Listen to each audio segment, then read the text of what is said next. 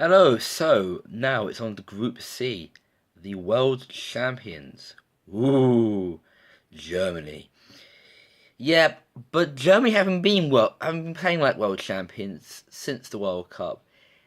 Even though they've got some of the best players, the likes of Özil, the likes of Müller, the likes of Toni Kroos, and so on and so forth. They've had some pretty poor results. They've lost to Slovakia a few weeks ago, lost to England. And a qualification getting here has been a little rocky. In fact, they didn't start off too well. But never, ever, ever underestimate the Germans. They will always raise their game, and no surprise. The team that will be a bit of a surprise that I think could do well is the other team, Northern Ireland. I don't know. Northern Ireland, I've gone to their first tournament since 1986 World Cup in Mexico, where they were knocked out the first round.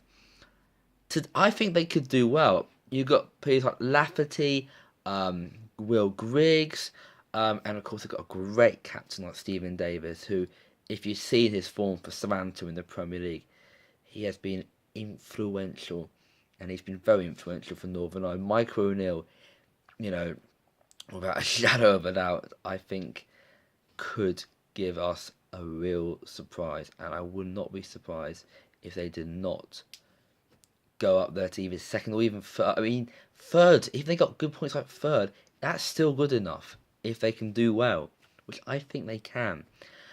Poland. Very tricky team, Poland, because at their best, they've got real potential. I mean, the main gun in their hell is Robert Lewandowski, and at his best, he's a fiery player. I mean, he has been one of the key assets for Bayern Munich, or Bayern München as the Germans call them.